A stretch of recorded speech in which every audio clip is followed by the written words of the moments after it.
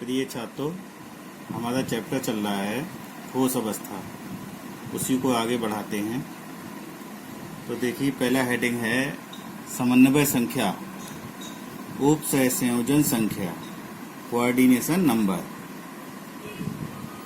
तो इसकी क्या परिभाषा है? किसी क्रिस्टल में कोई परमाणु जितने निकटवर्ती परमाणुओं के संपर्क में रहता है, यानी जितने उसके निकटवर्ती परमाणुओं के साथ जुड़ा रहता है, उसे उस परमाणु की समन्वय संख्या कहते हैं।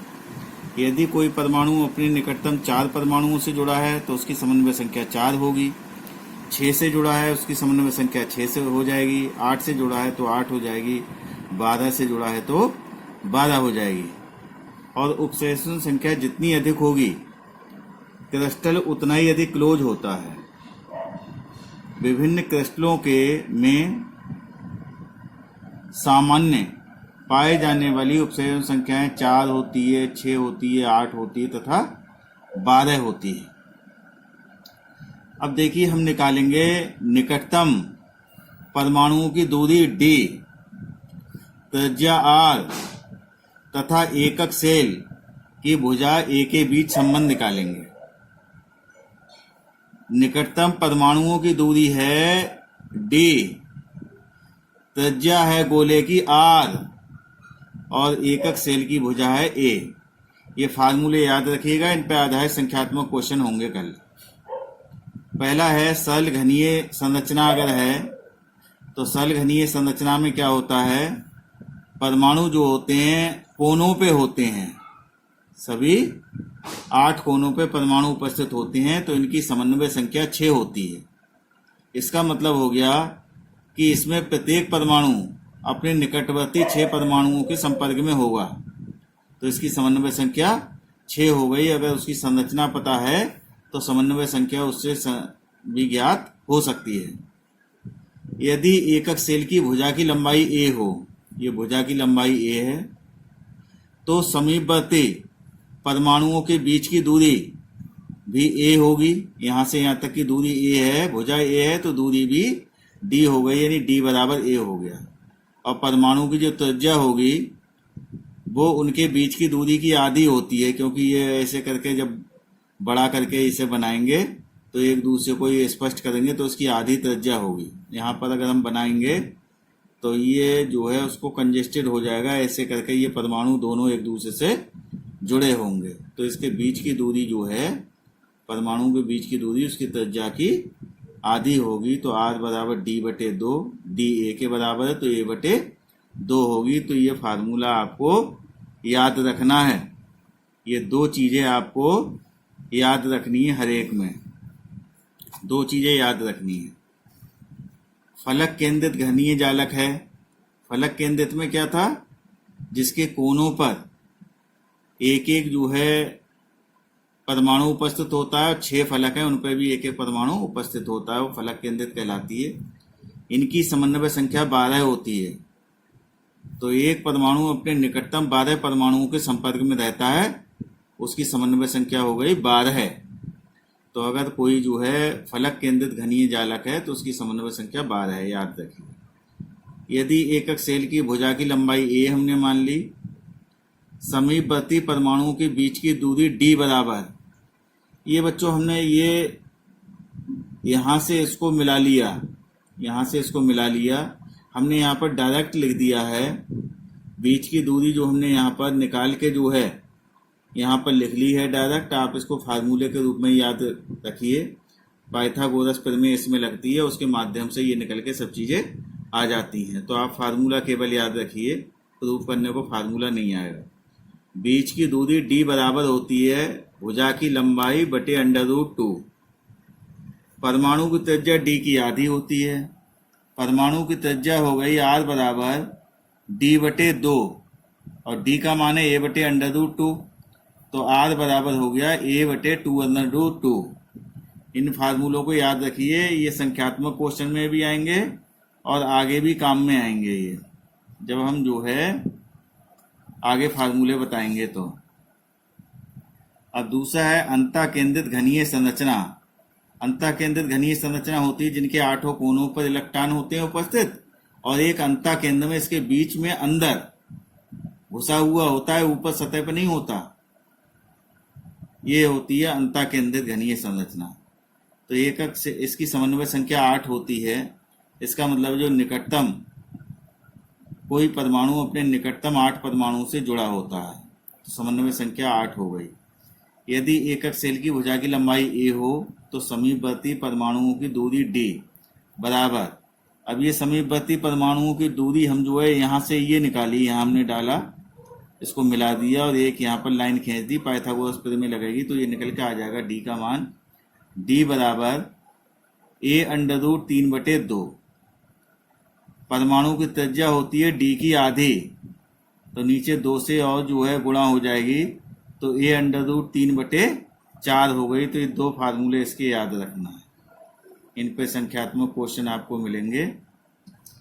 अब देखिए चतुष्फलकीय तथा अष्टफलकीय रिक्तियों का आकार हम कैसे करके निकालेंगे। किसी क्रिस्टल की निबिड़ संकुलित संरचना HCP हो, हेक्सागोनल क्लोज पैकिंग, या CCP क्यूबिक क्लोज पैकिंग हो, में 2 प्रकार की रिक्तियां उपस्थित होती हैं। पीछे आपने पढ़ा था और क्लोज पैकिंग पढ़ी थी, उसमें आपको बताया गया था चतुष्फलकीय रिक्तियां होती हैं और अष्टफलकीय रिक्तियां होती हैं। यदि रिक्ति की त्रिज्या R है और गोलों की त्रिज्या कैपिटल R है, तो निम्न संबंध होगा। चतुष्फलकीय रिक्ति की त्रिज्या स्मॉल r बराबर 0.225 R, जो गोले की त्रिज्या है उसको 0.225 से गुणा कर देंगे तो रिक्ति की त्रिज्या आ जाएगी। अष्टफलकीय रिक्ति बड़ी होती है, उसकी त्रिज्या स्मॉल r बराबर हो गई, गोले की त्रिज्या r को 0.414 से गुणा कर देंगे तो अष्टफलकीय रिक्ति की त्रिज्या निकल के आ जाएगी। क्रिस्टलों की आकृति एवं त्रिज्या का अनुपात प्रभाव। तो क्रिस्टलों की आकृति और त्रिज्या का अनुपात देखिए क्या होता है। धनायन की त्रिज्या तथा ऋणायन की त्रिज्या के अनुपात को त्रिज्या अनुपात कहते हैं। तो त्रिज्या अनुपात बराबर हो गया धनायन की त्रिज्या बटे ऋणायन की त्रिज्या। अब त्रिज्या अनुपात की सहायता से समन्वय संख्या ज्ञात की जा सकती है। त्रिज्या अनुपात जितना अधिक होगा समन्वय संख्या उतनी ही अधिक होगी। अब ये देखिए हमने कॉलम बनाए हैं, त्रिज्या अनुपात है, क्रिस्टल का प्रकार है, समन्वय संख्या है और उदाहरण दिए हैं। अगर त्रिज्या अनुपात 0.732 और अधिक है, 0.732 हो या इससे अधिक हो, तो क्रिस्टल घनीय प्रकार का होगा। समन्वय संख्या पीछे ही पड़ी थी 8 होगी। जैसे सीजियम के कुछ यौगिक हैं, सीजियम क्लोराइड है, सीजियम ब्रोमाइड है, सीजियम आयोडाइड है और नौसादर NH4Cl है और टाइटेनियम ब्रोमाइड है। तो ये इनकी समन्वय संख्या 8 होगी। इनमें बहुविकल्पीय क्वेश्चन भी पूछ लेते हैं, कोई सा दे देगा, कहेगा इसकी समन्वय संख्या बताइए। यदि त्रिज्या अनुपात 0.414 से 0.732 है तो संरचना अष्टफलक होगी और समन्वय संख्या उसकी 6 होगी। सोडियम के यौगिक हैं इसमें कुछ और पोटेशियम के हैं, कैल्शियम के हैं, मैग्नीशियम के हैं। सोडियम क्लोराइड है, सोडियम ब्रोमाइड है, मैग्नीशियम ऑक्साइड है, मैग्नीज ऑक्साइड है, पोटेशियम ब्रोमाइड है, कैल्शियम ऑक्साइड है।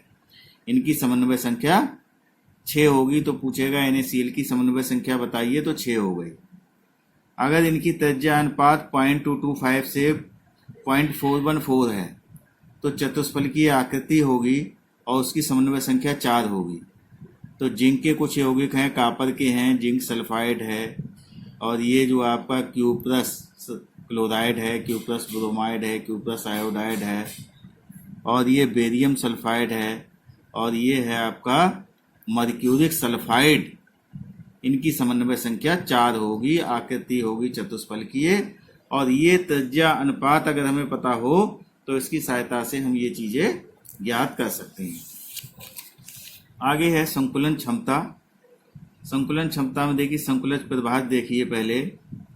एकक सेल में उपस्थित परमाणुओं द्वारा घेरा गया आयतन तथा एकक सेल के संपूर्ण आयतन के अनुपात को संकुलन प्रतिभाज कहते हैं। तो संकुलन प्रतिभाज हो गया एकक सेल में उपस्थित परमाणुओं द्वारा घेरा गया आयतन। यूनिट सेल, जितनी यूनिट सेल होंगी वो उसकी आकृति पर निर्भर करेगी कि फलक केंद्रित है उसमें कितने यूनिट सेल हैं, उससे मल्टीप्लाई हो जाएगी। अंता केंद्रित है तो उसमें भी कितने परमाणु हैं, सरल घनीय उसमें कितने परमाणु हैं, उन परमाणु की संख्या से गुणा होकर यहाँ पर आ जाएगा। और एकक सेल का कुल आयतन कितना है वो यहाँ पर नीचे लिख जाएगा। संकुलन क्षमता क्या है, इसको प्रतिशत में ज्ञात करते हैं। संपूर्ण क्षेत्र का वह प्रतिशत जिसे किसी एक प्रकार के संकुलन में कण घेरते हैं, यानी जितना भाग उसका घेरा हुआ होता है वो उसकी संकुलन क्षमता कहलाती है।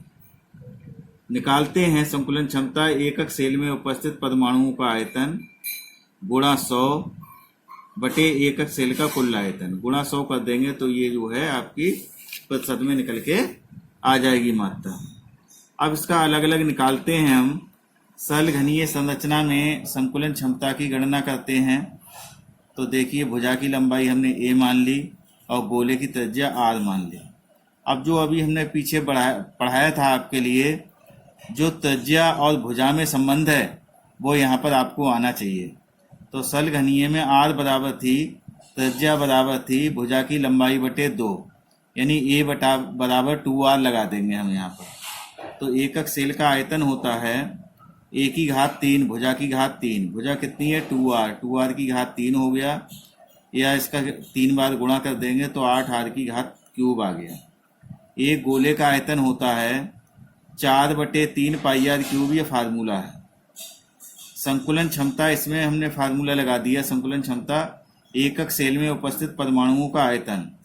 सरल घनीय संरचना में कितने परमाणु होते हैं, 1, इसलिए 1 लिखा नहीं है, यानी परमाणु संख्या 1 होती है। 1 गुणा 4/3 पाई आर क्यूब बटे ये निकाला है आपने 8 आर क्यूब, 8 आर क्यूब यहाँ पर आ गया, गुणा का चिन्ह है आ गया। इसको हल कर दिया, पाई बटे 6 आ गया। पाई का मान 22/7 रखकर हमने निकाल लिया, 0.52 आ गया। इसको 100 से गुणा कर देंगे तो 52.4 आ जाएगा। भाग परमाणुओं द्वारा घिरा हुआ है, अतः इसकी संकुलन क्षमता हो गई 52.4। तो सरल घनीय संरचना में संकुलन क्षमता होती है 52.4। बहुविकल्पीय हम पूछ लेंगे, इसको याद रखना है। घनीय अंतः केंद्रित घनीय संरचना में संकुलन क्षमता। तो अंतः केंद्रित घनीय संरचना के लिए a बराबर, पीछे अब आपका संबंध ज्ञात कराया आपने, r का मान आपने निकाला था, उस मान से यहाँ पर निकल के आया a बराबर 4r/√3। एकक सेल का आयतन a क्यूब होता है। ये पीछे अभी हमने बताए थे आपके लिए, पीछे ये जो संबंध बताए थे आपके लिए, परमाणु की त्रिज्या जो निकाली है हमने, वहाँ से ये वाला फार्मूला लिया है, यहाँ से r का मान निकला है, a का मान यहाँ से 4r/√3। तो इसको ध्यान में रखना है, ये लगाना है यहाँ पर। तो ये लगा दिया, इसकी 3 बार गुणा करेंगे तो 4 का क्यूब होता है 64, r का r क्यूब हो गया, √3 का हो गया 3√3 हो गया। एकक सेल में गोलों की संख्या हो गई, अंतः केंद्रित है तो कोनों पे हो गई 8 × 1/8, और एक केंद्र पर होता है 1, 8 से 8 कट गया, 2 आ गए। तो 2 गोलों का आयतन 2 से गुणा कर देंगे, 4/3 पाई आर क्यूब गोले का आयतन होता है। संकुलन क्षमता हो गई, वही फार्मूला लगा दिया हमने यहाँ पर, फार्मूला लगा दिया, ये आपका आ गया 2 चौक 8, 8 पाई आर क्यूब बटे 3, ये हल होके आ गया 8 पाई आर क्यूब बटे 3, गुणा बटे में आएगा 64 आर क्यूब अपान 3√3। तो ये 64 आर क्यूब नीचे रह गया, 3√3 ऊपर पहुंच गया। इसको हल करेंगे काट पीट करके, पाई √3 बटे 8 आएगा, पाई का मान रख देंगे 0.68 आ गया। इसको 100 से गुणा कर देंगे तो 68% आ जाएगा। परमाणुओं द्वारा घेरा गया आयतन 68% है। अंतः केंद्रित में अगर परमाणु व्यवस्थित हैं तो 68% भाग को घेर लेंगे। फलक केंद्रीय घन संरचना में संकुलन क्षमता हो जाएगी। इसमें पीछे जो फार्मूले लिखे हैं उसी के आधार पे ए का मान हो गया 2r/√2। एकक सेल का आयतन ए क्यूब होता है, 2r/√2 का होल क्यूब, 2 का क्यूब आपका हो गया 8 और इसका क्यूब हो गया 2/√2, तो 8 दूनी 16 √2 हो गया, r के पावर 3 हो गई। एकक सेल में गोलों की संख्या हो गई 8 गुणा 1/8 प्लस 6 गुणा 1/2। फलक पे 6 होते हैं परमाणु, तो 1/2 से गुणा कर देंगे, हल होके आ गया 4। 4 गोलों का आयतन हो गया बराबर 4 गुणा 4/3 πr क्यूब हो गया, क्योंकि 4 गोलों की संख्या है उससे गुणा करनी पड़ेगी हमारे लिए। तो 4 चौक 16 हो गया, 16 πr क्यूब और बटे हो गया 3। तो संकुलन क्षमता का फार्मूला लगा दिया 16 πr क्यूब अपॉन 3 अपॉन ये वाला आ गया 1/16 r क्यूब √2। हल कर लिया π/3 √2 बराबर आ गया 0.74। अतः परमाणुओं द्वारा घेरा गया आयतन हो गया 74%। यानी सबसे ज़्यादा परमाणु जो क्लोज पैक्ड होते हैं वो इसमें ही होते हैं, फलक केंद्रित वाले में। क्रिस्टल के घनत्व की गणना करेंगे तो कौन सा फार्मूला लगाएंगे? इकाई सेल का घनत्व D बराबर Z गुणा कैपिटल M बटे कैपिटल N गुणा A क्यूब, ग्राम प्रति सेंटीमीटर क्यूब। Z है इकाई सेल में उपस्थित परमाणुओं की संख्या। अभी बताए थे सल घनीय में कितने परमाणु होते हैं? 1 होता है, नीचे हमने लिख भी दिए हैं। कैपिटल M है परमाणु द्रव्यमान या परमाणु भार, A है भुजा की लंबाई, M है एक परमाणु का द्रव्यमान। अगर दिया होगा तो उससे इसमें संबंध विस्थापित कर देंगे, कैपिटल M निकाल सकते हैं। N बराबर है आवोगाड्रो संख्या, इसका मान 6.02 गुणा 10 की पावर 23 होता है। ये सब चीज़ें यहाँ पर लगा के घनत्व निकल के आ जाएगा। सरल घनीय संरचना में परमाणुओं की संख्या कितनी होती है? Z का मान 1, अंतः केंद्रित में 2 होती है और फलक केंद्रित में 4 होती है। ये आज हमने फार्मूले आपको बताए, फार्मूले याद करिएगा।